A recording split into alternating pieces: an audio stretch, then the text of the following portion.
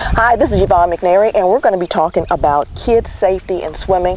And I know I said kids' safety in swimming because children are usually the first ones we think about, but we're going to talk about a little bit about adults as well, too, you know, because sometimes we need a little nudge in the right direction. We get on some bad habits and maybe we're not doing things quite right here, but we've got Charles Garrett here, she'll let us know, and we've got Brandon Blanford, he's going to let us know what's going on, what we should and should not be doing for safety purposes. How are you doing today? I'm great. Okay. I'm great. I'm doing good. And how are you doing? I'm doing well. First time I ever met you. Glad to meet you. Nice to meet you as well. Okay, and I hear you do swimming classes. I do. You're a brave man. He teaches one of our water aerobics classes too. Fantastic. That's great. Well, let's start out with the pool. Everybody knows you're at Graham Memorial Park. We are. You've got the pool. You've got the inside pool, and you've got the outside pool. They're open. They're open. Fantastic. Summer's here. Yes, and I know you guys go to great lengths to make everything clean and safe for your guests that you have there at the pool. Yes, ma'am. So tell us a little bit about safety, some things we can have our kids do or be thinking about doing when we go up there. Well, I mean, first and foremost is we want to make sure that kids that don't know how to swim are aware of that fact. You know, like a lot of times kids are so fearless. So it's important for parents to talk to their children and to know whether they know how to swim, and if they don't, we get a lot of phone calls about what kind of life preservers and things like that, like what is safe. We typically recommend the things that are Coast Guard approved. Okay. So like your typical arm floaties are not, those are not technically life-saving devices. Oh. So they do have like things called puddle jumpers now, and they fit small children, and they're like a brace across the front of them, and then there is arm support so that a child that goes face forward has that upward support. Okay. So if you're in Walmart or wherever, you do want to look for things that are approved by the American Coast Guard. Now I see these long tubes. Noodles. Noodles. Okay. They are not life-saving devices. They're assisted in aerobics. So I can't depend on a noodle to save my life. No, I mean, you know, it would be beneficial in a last resort. It would provide some support for you, but no, it's not considered a life-saving device. Now, when we're getting into the pool, I know that when you're at your home pool, you have all kinds of toys and things you can put in there. When we're coming up to the center there to swim, are there any things that are not allowed in the pool? The only thing that we don't typically allow, I mean, you can bring some rafts and beach balls and things like that. Like a lot of times some of the water guns, we don't per se say you can't have them. We prefer if they wouldn't squirt each other in the face with them. And that's typically what happens. So we'll just take them away and they can have them back when they leave. So. And then big floats is another big thing. A lot of people try to bring the big like whale floats and dolphin floats, and we don't like those just because kids can get underneath of them and we can't see around them, so it's kind of just dangerous.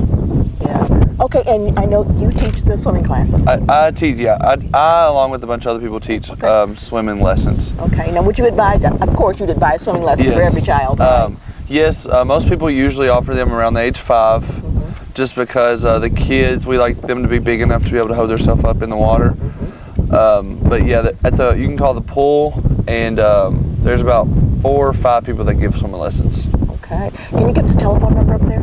270-692-9358. Okay. If there are parents out there who want to get their kids into swimming lessons, you say starting at age 5? Yeah, usually around the age of 5, unless they're bigger as a child. Do you have any knowledge of the schedule for the summer? Are we going to have all kids or different types of classes for the summer? Or? For swim lessons, it's a one-to-one person. Like, for instance, if I were to do the swim lessons, you would contact me, or if you call the pool, they can give you someone's number, and you would contact them, and then you would set up around their work schedule. Okay. So it's not swimming classes like I had when I was in school. No, it's not big group lessons. We do those during the school year, though. Okay, so it's just a little different. And is there a fee for those lessons? Most people charge $10 for 30 minutes. Some people charge $15 for 30 minutes. Okay. Wow. Now tell us a little bit about the pools you have. You have the indoor pool We and do. the outdoor pool. What are is there any difference in the way they're handled? No, not really.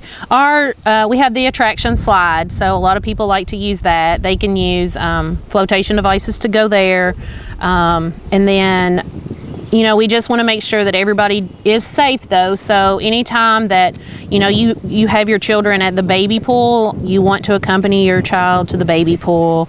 Make sure that you're using sunscreen and take breaks, like come out of the sun. Like I know for us, we do a rotation with our guards, and so they'll be outside for an hour and then they're inside for an hour. So you just want to make sure that you're not just exposing yourself to the sun all day long. Okay. Now I know that you also have adult classes. We do. As well. Can you tell us a little bit about those? Yeah, well, Brandon's one of our instructors, so I'm going to refer this one to him. On Monday through Friday morning, we offer a 5:15 to 6:15 a.m. class. It's taught by Diane Mattingly. On Mondays, Tuesdays, and Thursdays, we offer a 10 a.m. to 11 a.m. class. And I don't know if we'll get a night class started or not, but we did offer it last summer. Okay. Now, approximately how many people do you have in all these classes? At the 5:15 to 6:15, we usually have around 5 to 8, and then our 10 to 11 a.m. on Monday, Tuesdays, and Thursdays, there's usually around 20 to 25 people. Wow. Yeah. That's a lot of people. Yes. That's my class. Yes, indeed. Yes. Those are the classes I have with all the people in the class. And I know they range in age groups too, Yes, don't they they? do. Mhm. Okay, so you've got you got the young and the middle Yeah, age. there's people of all ages that attend the classes. Usually it's around 30s to on up, but we welcome about anyone to come. All right, fantastic. Well, listen, is there anything else we need to know about the pools this year to keep us safe? I can't really think of anything, but well, you know, our summer's going to be cut short a little bit because we're going to start those renovations in August. So as soon as the kids go back to school, I believe it's like August 9th. Don't quote me on that one, but I'm pretty sure it's around that time we'll be shutting down to have our new roof put on Okay. and painting. So our summer's a little short this year. Okay, go ahead and give us the hours of the pool. Okay, so Monday through Friday we're open from 5 a.m. till 8 p.m. with our indoor pool, and then Monday through Saturday our outside pools are 12 to 7, and then Sundays we're open 1 to 6, and then our outside pool is 1 to 5 on Sunday. Wow, fantastic. Got some great hours. Yeah, we're open a lot. Yeah. Well, listen, thank All you right. both for talking to us today Okay. and giving us some great information. Give us that telephone number Okay, again for the pool. 270-692-9358. All right. Thank you very much. Thank you. Thanks. Uh-huh.